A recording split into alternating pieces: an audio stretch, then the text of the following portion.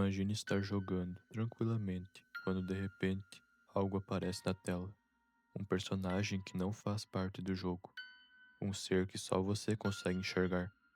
No começo você pensa que é apenas um bug, mas aos poucos percebe que aquilo está em todos os lugares. E pior ainda, talvez ele sempre tenha estado observando. Fala galera, eu sou o Ponguin, e no vídeo de hoje eu vou contar uma creepypasta que mistura videogames, memórias e uma criatura que simplesmente não deveria existir. Então apague suas luzes, coloque o fone e venha comigo para conhecer essa história. Quando eu tinha apenas 9 anos, aconteceu uma coisa que mudou completamente minha vida. Naquela época, eu passava horas jogando o computador antigo dos meus pais. Eram aqueles jogos simples, cheios de fases coloridas, inimigos caricatos e músicas alegres. E um desses dias, enquanto controlava um garoto de boné vermelho, correndo por uma floresta e coletando moedas, algo chamou minha atenção. Entre duas árvores havia uma pessoa, ou pelo menos parecia uma. Na hora, imaginei que fosse algum erro gráfico, afinal jogos antigos viviam apresentando pequenos bugs. Só que de repente, ela inclinou a cabeça. Meu personagem parou de responder aos comandos. A música começou a desacelerar. As notas que antes eram alegres ficaram graves, distorcidas, quase parecendo vozes. Logo depois, um chiado tomou conta dos alto-falantes. Então ouvi uma respiração pesada, e ao fundo, um grito. A criatura não caminhava. Ela simplesmente mudava de lugar, como se desaparecesse de um ponto e surgisse alguns metros mais perto. Quando atravessava uma árvore, as partes incompletas do corpo eram preenchidas pelos galhos e pelas folhas ao redor. Foi aí que ela alcançou meu personagem. O que aconteceu depois ainda me dá arrepios. A boca daquela coisa começou a se formar, usando partes do próprio cenário. Os dentes pareciam feitos das moedas que eu havia coletado durante a fase. Ela mordeu o garoto. O corpo dele simplesmente se despedaçou em blocos. A cabeça caiu no chão. Uma das mãos continuou se mexendo sozinha. Então aquela criatura começou a recolher cada pedaço do personagem. Braços, pernas, cabeça, como se estivesse montando um quebra-cabeça. Mas ela não estava juntando o garoto novamente. Ela estava colocando aqueles pedaços dentro das partes incompletas do próprio corpo. Quando terminou, olhou diretamente para mim. Não para o personagem, para mim. Na mesma hora a tela ficou completamente preta. Comecei a gritar. Minha mãe, então, entrou correndo no quarto. Quando o jogo voltou ao normal, o personagem estava vivo novamente, no início da fase. Ela disse que eu devia ter me assustado com algum inimigo do jogo, que ninguém havia morrido de verdade. Então acreditei nela. Alguns minutos depois, enquanto a próxima fase carregava, a tela escureceu mais uma vez. Foi então que vi o reflexo do quarto, e atrás da minha cadeira, a criatura estava em pé. Virei imediatamente. Não havia ninguém. Achei que tudo tinha acabado ali, mas estava completamente enganado. Depois daquele dia, ela começou a aparecer em todos os jogos que eu jogava. Em um jogo de corrida, ela ficou parada ao lado da pista durante 2 voltas inteiras. Na terceira, apareceu bem na frente do meu carro. O veículo amassou como se fosse feito de papel, pegou fogo. Vi o piloto tentando sair desesperadamente, mas aquela coisa o empurrou de volta para dentro.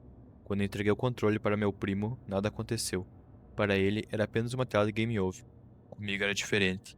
Sempre que eu pegava o controle, a criatura surgia, e meus personagens morriam das formas mais brutais que eu já tinha visto. Ela nunca repetia o mesmo método.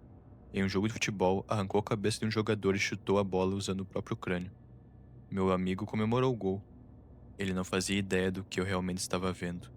Em um jogo de luta, ela esmagou 2 lutadores um contra o outro, até que seus rostos se transformassem em um só. Em um jogo infantil, desmontou um coelho sorridente em pequenos quadrados e usou aqueles pedaços para preencher os próprios olhos vazios. Quando completei 11 anos, decidi testar outra coisa. Pensei que talvez personagens mais rápidos conseguissem escapar. Escolhi um jogo do Sonic. Foi inútil. Ela perseguiu o Sonic pela fase inteira, segurou suas pernas enquanto ele ainda tentava correr. O corpo se partiu ao meio. Mesmo assim, ele continuou rastejando usando apenas os braços, até que a criatura apareceu na frente dele e segurou seu rosto. Naquele dia, eu parei de jogar videogame. Achei que se nunca mais ligasse um computador, nunca mais veria aquela coisa. Eu estava errado.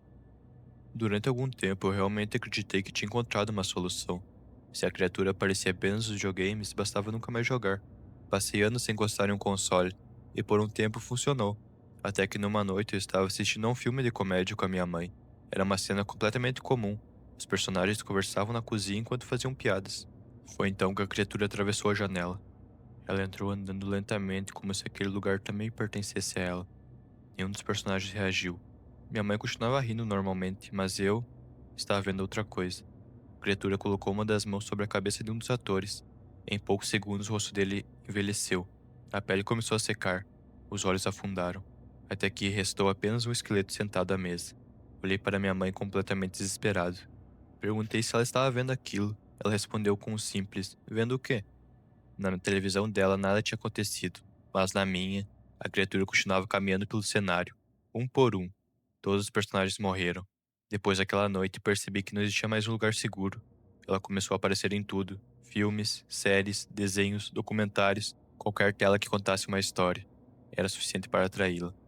Na faculdade, alguns amigos insistiram para assistirmos uma série de comédia. Enquanto todos riam das piadas, eu vi a criatura arrancando palavras da boca dos personagens, números, letras, como se estivesse puxando a própria identidade deles para fora. Depois, pisava naquelas pequenas versões das pessoas como se fossem insetos. Ninguém além de mim parecia notar. Passei anos evitando qualquer tipo de entretenimento, sem filmes, sem jogos, sem séries. Usava o computador apenas para trabalhar, lia notícias, respondia e-mails, nada além disso. E durante muito tempo funcionou. Até que 3 semanas atrás, tudo mudou. A empresa onde eu trabalhava, desenvolvendo programas de treinamento para funcionários, um deles simulava o funcionamento de um supermercado. Na prática, era um videogame disfarçado de curso. Eu controlava um funcionário que precisava organizar prateleiras, atender clientes e cumprir algumas tarefas simples. Os primeiros minutos aconteceram normalmente. Então meu personagem parou de andar. Sem nenhum comando, uma porta apareceu na frente do depósito. Ela não existia antes. A porta se abriu lentamente. No fim daquele corredor escuro, ela estava lá, a criatura. Fechei o programa imediatamente. No dia seguinte, resolvi gravar a tela para provar que não estava enlouquecendo. Dessa vez, a criatura caminhou até o funcionário, segurou sua pele e simplesmente puxou, como se estivesse tirando uma roupa.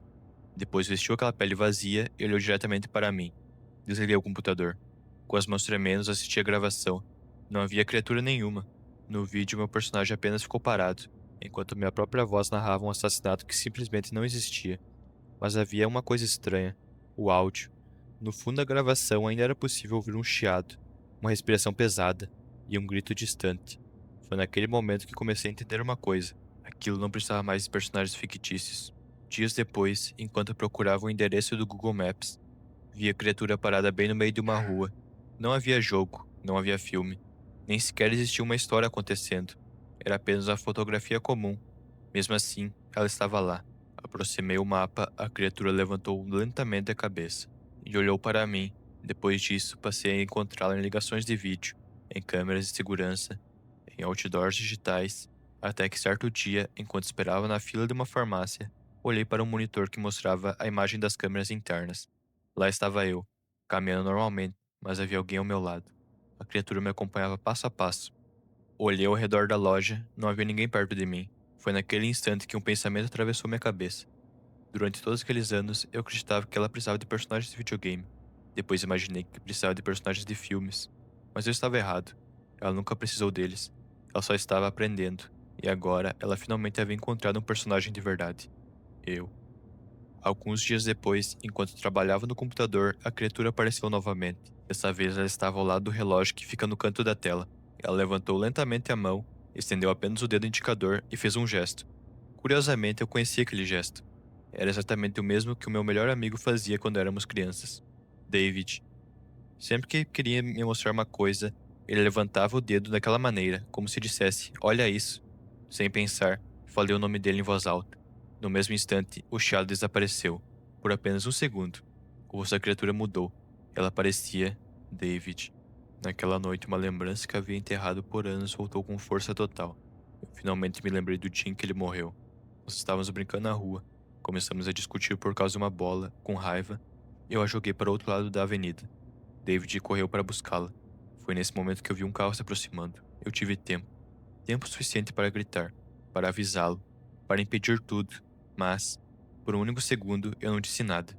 Uma parte de mim queria apenas assustá-lo, talvez fazê-lo cair, talvez vê-lo aprender uma lição.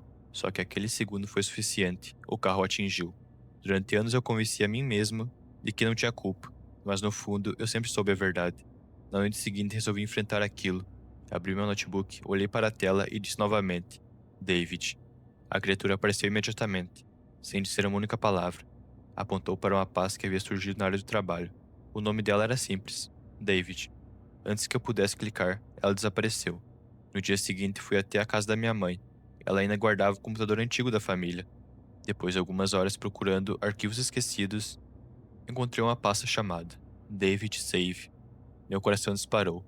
Abri o arquivo. O velho jogo da minha infância carregou. A criatura já estava esperando no canto do mapa, mas dessa vez ela não me atacou. Apenas fez o mesmo gesto. Segui aquela criatura, ela atravessou uma parede. Eu fui atrás. De repente, o cenário do jogo desapareceu. No lugar dele, surgiu exatamente a rua onde David havia morrido. Vi duas crianças discutindo, eu e ele. Vi minha versão mais nova jogar a bola para o outro lado da rua. Vi David correr. Vi o carro se aproximando. Vi algo que eu jamais lembrava ter acontecido. A criatura estava atrás da criança que eu era. Seu rosto mudava sem parar. Às vezes era o meu, às vezes era o de David. Naquele instante, eu finalmente falei tudo em voz alta. Confessei que tinha visto o carro. Confessei que poderia ter avisado. Confessei que durante um único segundo desejei que algo ruim acontecesse. Assim que eu terminei, a criatura começou a se desfazer. Os braços desapareceram, o rosto se rachou, o corpo inteiro caiu aos pedaços. Debaixo daquela aparência monstruosa havia apenas uma criança. Eu, com 11 anos. A versão de mim que nunca conseguiu aceitar o que aconteceu. Então ouvi um grito, meu próprio grito. O grito que eu nunca dei naquele dia. A tela ficou completamente branca, o computador desligou sozinho. Na manhã seguinte tudo parecia normal. Joguei um videogame, nenhuma criatura apareceu. Assisti a um filme, todos os personagens sobreviveram. Pela primeira vez em muitos anos, achei que aquilo tivesse acabado. Mas eu estava errado. 2 dias depois, minha mãe encontrou um antigo cartão de memória. Nele havia vários vídeos gravados quando eu era criança. Um deles mostrava David jogando justamente aquele jogo da floresta. Eu apareci ao fundo da gravação. Foi então que vi uma cena impossível. Entre as árvores, a criatura já estava lá. Isso aconteceu dias antes do acidente. Antes da culpa. Antes de qualquer trauma. Ela já existia. David olhou para a tela. Parecia enxergá-la. A criatura fez o mesmo gesto de sempre. E David respondeu, como se também pudesse vê-la. Poucos segundos depois, ela matou o personagem dele. Então levantou lentamente a cabeça, ignorou David e olhou diretamente para mim, a criança que apareceu ao fundo da gravação. Naquele momento eu entendi. Ela nunca tinha escolhido David. Ela havia escolhido a mim. Fechei o vídeo imediatamente. A tela ficou preta. Então vi o velho chiado. Mas ele não vinha dos alto-falantes. Vinha atrás de mim. Olhei para o reflexo do monitor. A criatura estava dentro do meu quarto, não dentro da tela. Ao lado dela estava David, ainda com 11 anos de idade. Foi então que eu percebi um detalhe. A cicatriz que antes aparecia na criatura, agora estava apenas no rosto de David. Pela primeira vez, a criatura não possuía cicatriz alguma. David apontou para ela e balançou a cabeça negativamente. Naquele instante eu entendi tudo. Ela nunca foi David. Nunca foi minha culpa tomando forma. Ela apenas usava pedaços das pessoas, memórias, rostos, gestos. Talvez cada personagem que ela destruiu tenha servido para aprender alguma coisa. Talvez cada morte a deixasse mais completa. Hoje, quando olho para qualquer tela, vejo pessoas que conheço morrendo. Minha mãe, minha irmã, colegas de trabalho. Na vida real, todos continuam vivos. Por enquanto. Estou escrevendo esse relato no computador da minha irmã. A tela continua piscando. No reflexo, a criatura está atrás de mim.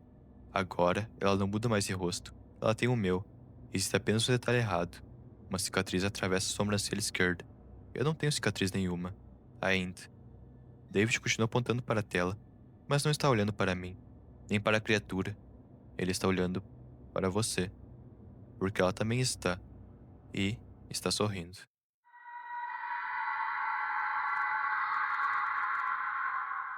Então, pessoal, essa foi a creepypasta de hoje. Agora eu vou explicar um pouco da história para vocês. No começo, tudo parece uma história sobre o videogame amaldiçoado. Você acredita que a criatura está presa dentro dos jogos e que o protagonista é o único capaz de enxergá-la.